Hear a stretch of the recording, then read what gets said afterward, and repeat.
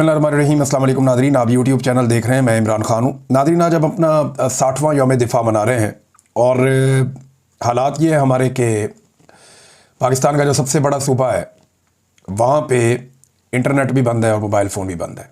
ये हमारी दिफाई सूरत हाल है। पाकिस्तान में दहशत गर्दी के वाक़यात पे दर पे हो रहे हैं। पूरी ट्रेन के ऊपर दहशत गर्दों ने हमला किया, उसे काबू कर लिया। तो दहशत गर्दी के ख़िलाफ़ लड़ाई में हमने जो कामयाबियाँ हासिल की थी, ऐसा लगा कि जो एक सियासी मुदाखलत है इदारों की, उसकी वजह से हम बहुत पीछे रह गए और एक मरतबा फिर पाकिस्तान में दहशतगर्दी बहुत बढ़ गई है।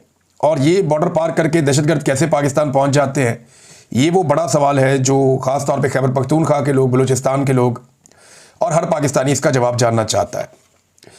आज हम जो दिन मना रहे हैं ना, इसमें कुछ लोगों का बड़ा इंपॉर्टेंट रोल था और उनमें एक किरदार था एयर कोमोडोर सज्जाद हैदर साहब का, जो हाल ही में इंतकाल फरमा गए। एयर कोमोडोर सज्जाद हैदर, इन्होंने बड़े कारनामे किए थे, शानदार शख्सियत के मालिक थे और इनके जो कारनामे हैं उनको हम सेलिब्रेट करते हैं। गुज़िश्ता 60 साल से हम ये सेलिब्रेशंस करते आए। लेकिन इसी एयर कोमोडोर के साथ क्या किया गया इस्लामाबाद में, हम सारे अच्छी तरह जानते हैं कि चंद पुलिस वालों ने इनके साथ कितनी ज़्यादती की। इनको सड़क के ऊपर रुसवा किया गया। वो बताते रहे कि मैं एयर कोमोडोर सज्जाद हैदर हूँ, लेकिन इन्हें फ़र्क ही कोई नहीं पड़ा। पुलिस ने बहुत बदतमीजी की और वैसे भी पुलिस बदतमीजी करती है जब उन्हें यह पता हो कि मिलिट्री एस्टेब्लिशमेंट का उनके सर पे हाथ है और उन्हें खुली छूट है, जिसको मर्जी मारे, जिसको मर्जी धकेले, जिसको मर्जी गाली दें। फिर वो खुल के आ जाते हैं ना। तो ये जब एक पॉलिटिकल पार्टी को आप एक दुश्मन की तरह डील करते हैं तो उस पॉलिटिकल पार्टी के अंदर तो कोई भी हो सकता है। तो एक बड़ा अफसोसनाक वीडियो जो है, जो पाकिस्तानी तारीख को चिढ़ाता रहेगा, ये भी है। जनरल अमजद शोएब को जैसे गिरफ्तार करके एक सेल में डाल दिया गया। ये मैं फोर्सेस के लोगों का नाम इसलिए ले रहा हूं कि ये वो लोग हैं जिन्होंने पाकिस्तान के लिए लड़ाइयां भी लड़ी हैं, पाकिस्तान के लिए काम भी किया हुआ है। लेकिन इनको भी रुसवा किया गया सिर्फ और सिर्फ पाकिस्तान तरीके इंसाफ को दीवार के साथ लगाने के लिए, या उनका मौक़िफ़ सामने कोई भी लेकर आता था तो उनके साथ यही किया जाता था। ये सिर्फ मौजूदा जो मिलिट्री एस्टेब्लिशमेंट है उसकी जिद है और ये हर दौर में ऐसे ही रहे हैं। फातिमा जिन्ना के खिलाफ जो एस्टेब्लिशमेंट थी वो उनके खिलाफ यही करती थी। इसी तरह जो जुल्फ़िकार जी भुट्टो के खिलाफ एस्टेब्लिशमेंट थी वो भी यही करती थी। जो ज़ियाउल हक था वो ऐसा चौड़ा होकर बैठता था, मूंछों को ताऊ दे के वो कहता था ये उड़ा दो सारी, चक्कर ही कोई नहीं है, अदालतें आज़ाद हैं, ये भुट्टो को ये कर देंगे। और किया इन्होंने अपने अपने दौर में, जो याह्या खान ने किया, जो अयूब खान ने किया, जो परवेज़ मुशर्रफ ने किया पाकिस्तान में सियासतदानों के साथ, सबने देखा। परवेज़ मुशर्रफ ने नवाज शरीफ को भी जेल में डाला, इमरान खान को भी जेल में डाला। और ये बहुत सारी जमातें जो आजकल जमहूरियत की चैंपियन बनी हुई हैं, ये परवेज़ मुशर्रफ के भी साथ मिल गए थे लोग और अब मुख्तलिफ पॉलिटिकल पार्टीज के अंदर आके अपना अपना काम कर रहे हैं। नादरीन, ये यौम दिफा के मौके पर एक और खबर है। अमरीकी तैयारे आए हैं, अमरीकी फ़ौजी भी आए हैं, वो इमदाद लेकर पहुंचे हैं पाकिस्तान। अच्छी बात है, अमेरिका जो है यूएस एड के जरिए मदद करता रहता है पाकिस्तान की।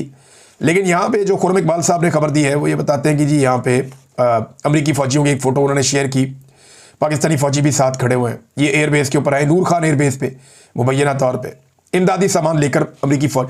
ये जो फ़ौज टू फ़ौज कांटेक्ट होता है ना, जब इस लेवल पे जाते हैं, गवर्नमेंट टू गवर्नमेंट तो कांटेक्ट होता है, मिलिट्री टू मिलिट्री भी होता है। तो हुकूमतें करती हैं ये इमदादी पैकेजेस और ये सारी चीज़ें।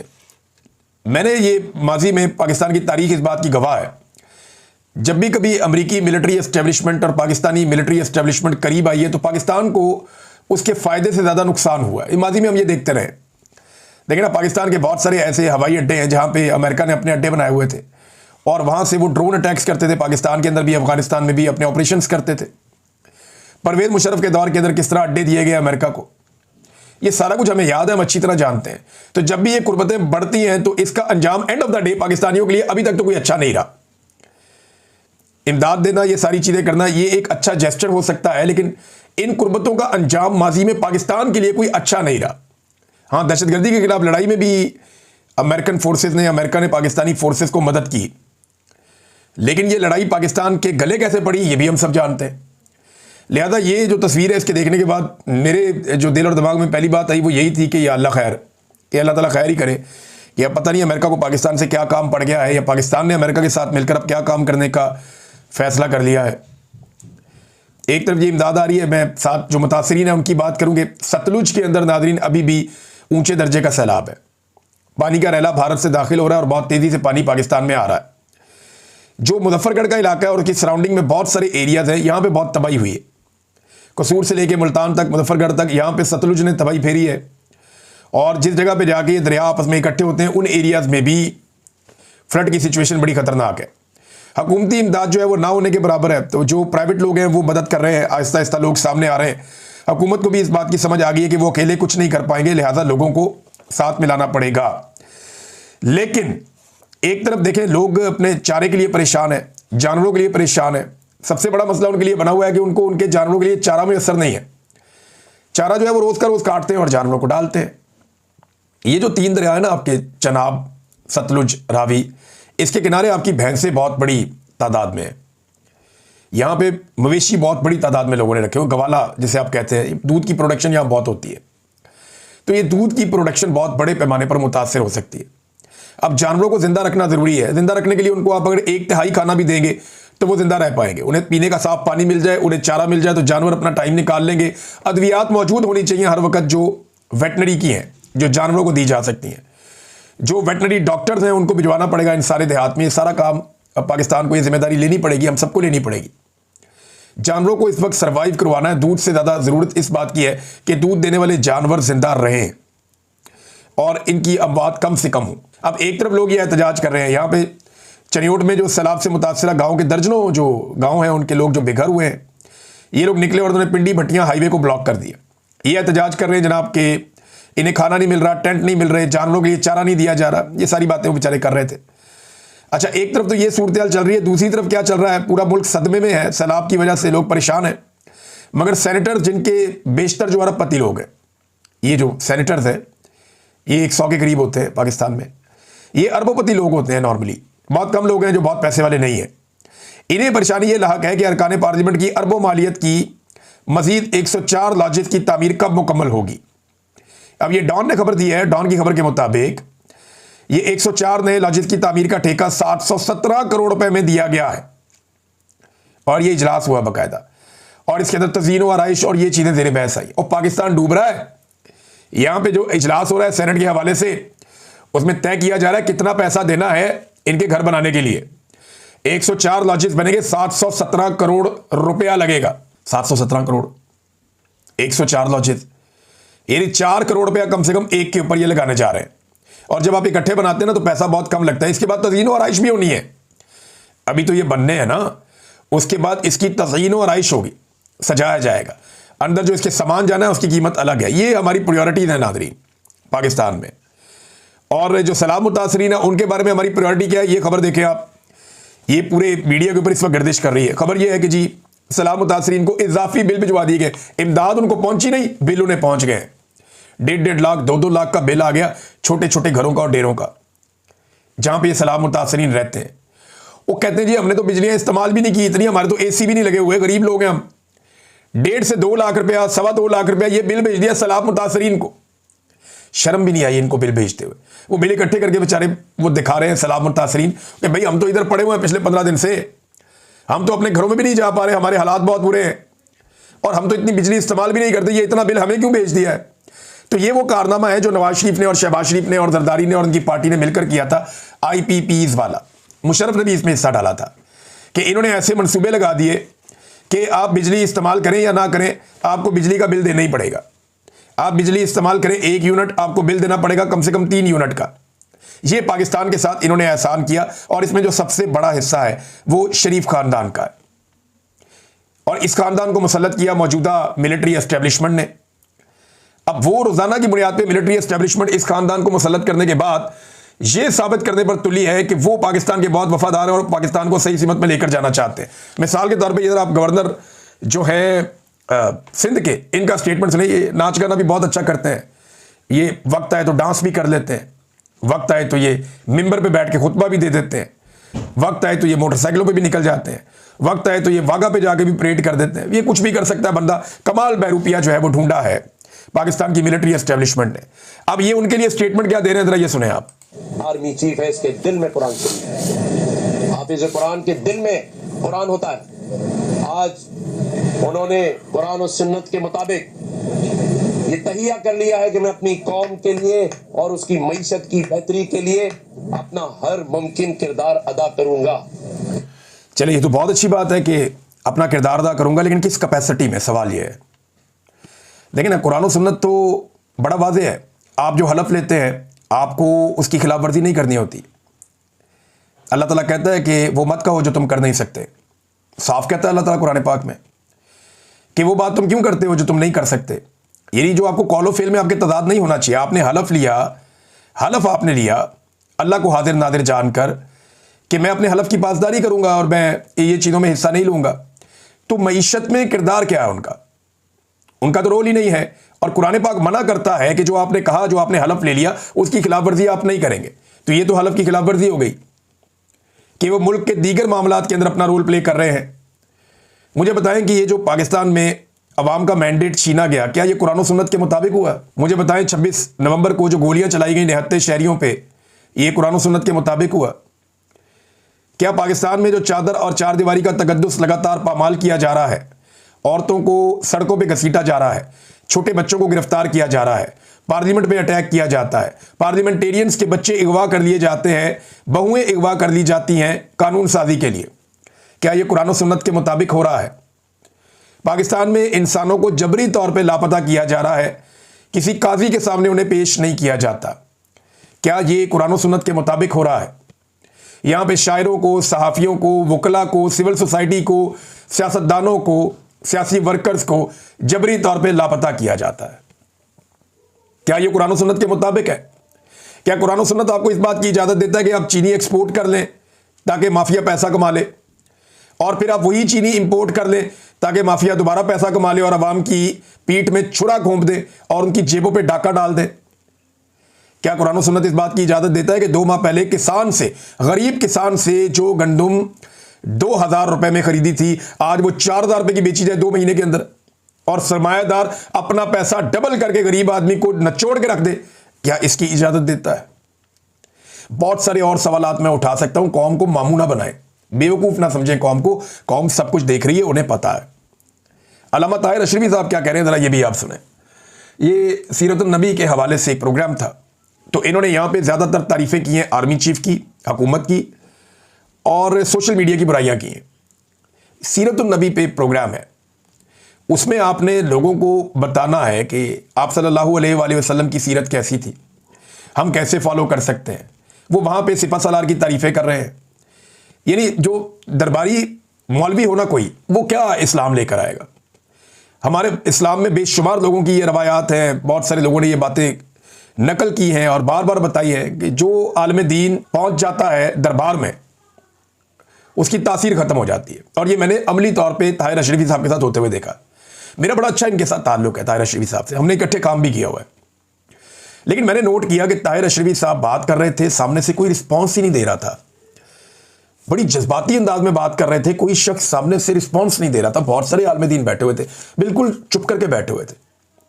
ताहिर अशरफी साहब ने कहा कि हाथ खड़ा करो, पीटीवी दिखा रहा है, सिर्फ 1-2 हाथ खड़े हुए मेरे ख्याल में पूरे हॉल में। मुझे बड़ा अजीब लगा, मैंने कहा देखें तासीर ही खत्म हो गई। तो जब कोई आलिम दीन अपने आप को गिरवी रख ले हुक्मरानों के सामने और फिर वो कलमा हक बोलना छोड़ दे, तो उसके अल्फाज में तासीर खत्म हो जाती है। आज मुझे यकीन भी आ गया, मैंने देख भी लिया। ये जरा सुने ताहिर अशरफी साहब क्या कह रहे हैं। 2 बातें इन्होंने की हैं। पहली वाली बात जरा आप सुने। साथ में एक नौजवान खड़ा है जिसको फ़लस्तीनी, इन्होंने कहा ये फ़लस्तीनी है। अब उन्हें साथ खड़ा करके ताहिर अशरफी साहब क्या कह रहे हैं, जरा ये सुने। कि सदर के साथ बैठा, अमरीकी सदर के साथ, ना वो वहां कश्मीरियों को भूला, ना वो वहां फलस्तीनियों को भूला। उसने वहां पर भी कहा कि हमें पाकिस्तान को, हमें कोई दबाव, कोई चीज, ये रोज अफवाह उड़ाते हैं, फलाना दबाव डाल रहा है, फलाना दबाव डाल रहा है। खुदा की कसम, आपके मुल्क पे कोई दबाव नहीं डाल सकता।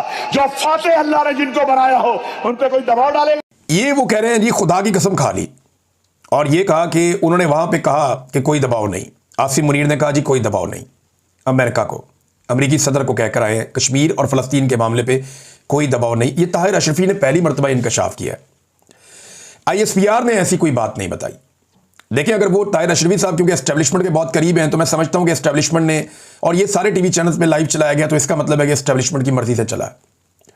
तो ये बात तो पाकिस्तान की मिलिट्री एस्टेब्लिशमेंट को बाकायदा अनाउंस करनी चाहिए थी कि अमरीकी सदर से मुलाकात में आसिम मुनीर साहब ने मुबैना तौर पे जो ये कह रहे हैं कि वादे तौर पे कह दिया अमरीकी सदर को कि जनाब फ़लस्तीन और ये जो मामला है कश्मीर वाला, इसके ऊपर हमें कोई दबाव काबिल कबूल नहीं है और कोई हम बात नहीं मानेंगे। ये कह देना फिर। ताहिर अशरफी के मुंह से कहलवाने से बेहतर है कि DGISPR अपने मुंह से ये बात कर लें कि क्या बात हुई डोनाल्ड ट्रंप की और आर्मी चीफ की। अभी तक तो ये लोग चुप हैं, इस पे बात ही नहीं करते, ना अमेरिकन बात करते हैं ना ये बात करते हैं। ताहिर अशरफी साहब ने एक और बात की, जरा ये आप सुने। ये तो मैं सुन के हैरान हो गया कि ये क्या रहे हैं। और ये वादा मैं अपने बिहाफ पे नहीं कर रहा, आपकी क़यादत के बिहाफ पे कर रहा हूं, आपके वजीर आजम मियां शहबाज शरीफ के बिहाफ पे कर रहा हूं, आपके सदर आसिफ अली जरदारी के बिहाफ पे कर रहा हूं, आपके सिपा सालार जनरल हाफिज सैयद आसिम मुनीर के बिहाफ पे कर रहा हूं कि जब तक जो ये फलस्तीनी चाहेंगे हम वही करेंगे। इनके साथ खड़े हैं, सुबह हो, शाम हो, रात हो, दोपहर हो, जान से, माल से, इज्जत से, आबरू से, रूह से, क्योंकि ये हमारा अकीदा है। अल-अक्सा एक किताब राजी नहीं है, अल-अक्सा एक मस्जिद नहीं है, अल-अक्सा हमारा ईमान है। और आपकी क़यादत ने इसलिए कि ये बात आप तक पहुंचे। कोई रिएक्शन नहीं था पब्लिक का, सामने जो बैठी हुई थी, किसी ने डेस्क नहीं बजाया, किसी ने अल्लाह अकबर का नारा नहीं लगाया, किसी ने ऐसी बात नहीं की जिससे लगे कि ताहिर अशरफी की बातें उनके दिल पर असर कर रही हैं। क्योंकि ग्राउंड में रियलिटी कुछ और है ना। पहली मरतबा पाकिस्तान की तारीख में ऐसा हुआ और इन्हीं तीनों लोगों के दौर में हुआ, हाफिज सैयद आसिम मुनीर, शहबाज शरीफ और आसिफ जरदारी, इन्हीं के दौर में हुआ कि जो भी निकला फ़लस्तीनियों के हक़ में आवाज़ उठाने के लिए उस पर मुकदमा दर्ज किया गया, उसको सज़ा दी गई, उसे गिरफ्तार किया गया। सेनेटर मुश्ताक साहब की मिसाल है, पाकिस्तान तहरीक इंसाफ के लोगों की मिसाल है, बहुत सारी मिसालें। दुनिया भर के स्टेडियम्स के अंदर आप ले जा सकते हैं फ़लस्तीन का झंडा, उनके खिलाड़ी फ़लस्तीन का झंडा उठाकर घूमते हैं। पाकिस्तान में क्रिकेट मैच के दौरान भी आप स्टेडियम में फ़लस्तीन का झंडा नहीं ले जा सकते, पुलिस आपसे छीन लेती है। तो ताहिर अशरफी साहब ये झूठ है, ये गलत बात है, आप गलत बयानी कर रहे हैं। पाकिस्तान में कोई फ़लस्तीन का साथ नहीं दिया इस मरतबा, बिल्कुल नहीं। आपने कहा जान से साथ देंगे, तो एक भी पाकिस्तानी नहीं मारा गया या शहीद हुआ। फ़लस्तीनी रोज़ाना तकरीबन 80 के करीब शहीद हो रहे हैं, एवरेज भी अगर आप निकालें। आजकल के दिनों की मैं बात कर रहा हूँ, वो भूखे जो है वो भूखे हैं बेचारे, वहाँ पे उनकी शहादतें भूख की वजह से हो रही हैं। पाकिस्तान ने अमली तौर पे क्या किया, इसमें कख नहीं किया, सिर्फ ज़बानी जमा खर्च है। और ये आप भी ज़बानी जमा खर्च कर रहे हैं। आपने फ़लस्तीन जाना नहीं है मदद करने के लिए, और फ़लस्तीनियों के लिए आपने नारे ऐसे लगाने हैं जैसे कि बहुत बड़ी कामयाबी हो गई। फवाद चौधरी साहब ने कहा था कि बंदोबस्त कर देते हैं, मैं खर्चा कर देता हूँ, जिसने जाना है फ़लस्तीन मैं पैसे देता हूँ, जाओ पहुँच जाओ, तो नस गए सारे। तो ये कहानियाँ हमने कौम ने बड़े लंबे अरसे तक सुनी है, बड़े लंबे अरसे से हम सुन रहे हैं। ये आपने चूरन बहुत बेच लिया पाकिस्तानियों को, ये और नहीं बिकना। नाज़रीन, एक और chief justice of Pakistan justice Yahya Afridi साहब पे एक लंबी चार्जशीट आ गई है 6 सवालों की, जो जस्टिस मंसूर अली शाह साहब ने लिख कर भेज दी है। बहुत सारे सहाफ़ियों ने इसको रिपोर्ट किया। मरियम नवाज़ खान साहबा ने बहुत अच्छे तरीके से रिपोर्ट किया इसको, जो है वो बड़ा अच्छा रिपोर्ट किया। साकिब बशीर साहब ने भी, सिद्दीक जान साहब ने इसके ऊपर बड़ा ज़बरदस्त जो है वो मैं उनका पीस देख रहा था। लेकिन ये मैं यहाँ से पढ़ के आपको सुनाता हूँ कि ये सुप्रीम कोर्ट से भी चीफ जस्टिस पर चार्जशीट आ गई है। जस्टिस मंसूर अली शाह ने चीफ जस्टिस से 6 सवालात पर अवामी सतह पर जवाब देने का मुतालबा कर दिया। उन्होंने कहा जी, मुतअद्दिद बार खुतूत लिखे, कभी ज़बानी जवाब मिला न तहरीरी। सीनियर तरीन जज के साथ चीफ जस्टिस का यह रवैया न सिर्फ बदतमीज़ी बल्कि बाहमी हमांगी के भी खिलाफ है। जस्टिस मंसूर अली शाह ने चीफ जस्टिस को ख़त के आगाज़ में लिखा कि आपके बाद इस अदालत का सीनियर तरीन जज के तौर पर मैं ये ख़त ना चाहते हुए भी लिख रहा हूँ, मगर सिर्फ एक नागुज़ीर अदारा जाती जिम्मेदारी पूरी करने के लिए मुझे ये ख़त लिखने पर मजबूर करने वाली बात आपका मुस्तकिल और मुकम्मल मसाइल को नज़रअंदाज करना है। मेरे बार बार के खतूत और तहरीरी राब्ते जो मैंने झैल में दर्ज मसाइल पर आपको भेजे, सब के सब नज़रअंदाज कर दिए गए। ना एक बार मुझे तहरीरी जवाब मिला और ना ही ज़ुबानी चीफ जस्टिस की तरफ से अदालत के सबसे सीनियर जज को ये खामोशी महज बदतमीज़ी नहीं बल्कि इस अदालत की हमांगी की रवायत को नुकसान पहुंचाती है और उस अदारा जाती शाइस्तगी के खिलाफ वर्जी है जिसके बगैर कोई आईनी अदालत अपना काम जारी नहीं रख सकती। ये खत मेरी ज़ाती शिकायत नहीं बल्कि बावकार और जिम्मेदाराना हैसियत से लिखा गया। मैंने आपके दौर में सबसे ज़्यादा 3556 मुकदमात निपटाए और 35 रिपोर्टेड जजमेंट्स दी। अदालत को मुनज़्ज़म फौजी दस्ता बनाना चाहते हैं जहां सब बस अतात करें। ये बड़ा एक अहम नुक्ता उन्होंने उठाया कि क्या ऐसा है कि अदालत को एक मुनज़्ज़म फौजी दस्ता बना दिया जाए जहां सारे अतात करें। एक ब्यूरोक्रेसी की तरह अदालत चलाई जा रही है ना। और जो सवालात हैं वो मैं आपके सामने रख देता हूँ। ये चार्जशीट है। प्रैक्टिस एंड प्रोसीजर कमेटी का इजलास क्यों नहीं बुलाया? दूसरा, सुप्रीम कोर्ट रूल्स की मंजूरी फुल कोर्ट के बजाय सर्कुलेशन के जरिए क्यों ली गई, बहुत इंपॉर्टेंट। तीसरा, इख्तलाफी नोट को जारी करने से मुताल्लिक पॉलिसी में तब्दीली के लिए इनफरादी तौर पर मुशावरत क्यों की गई, बहुत अहम है। चौथा, जजेस की छुट्टियों पर जनरल ऑर्डर क्यों जारी किया गया। ये जजेस को कंट्रोल कर रहे हैं ना कि हमारी मर्जी का जज बाहर जाएगा, नुमाइंदगी करेगा दुनिया में सुप्रीम कोर्ट की, पाकिस्तान की, कोई दूसरा जज जाके नुमाइंदगी ना कर दे वरना बड़ी मुसीबत हो जाएगी। अब पांचवा, 26वीं तरमीम के खिलाफ दरखास्तों पर ओरिजिनल फुल कोर्ट क्यों तश्कील नहीं दिया गया। छठा, जजेस को खुद मुख्तारी देने के बजाय आप उन्हें कंट्रोल्ड फोर्स के तौर पर परवान चढ़ा रहे हैं। ये है नाजरीन इस वक्त तक की सूरत हाल अदालत में। अदलिया का इन्ना लिल्लाहि व इन्ना इलैहि राजिऊन हो चुका है। अब ये उसका जनाजा पढ़ा जा रहा है जो जज पढ़ा रहे हैं। यहां पे बरतानिया में एक जज साहब आए, उन्होंने आगे एक तकरीब में खिताब किया है। उस तकरीब में उनके साथ क्या हुआ इस पर फिर बाद में बात करेंगे। अब तक के लिए इतनी, अपना ख्याल रखिएगा, अपने चैनल का भी। अल्लाह हाफ़िज़।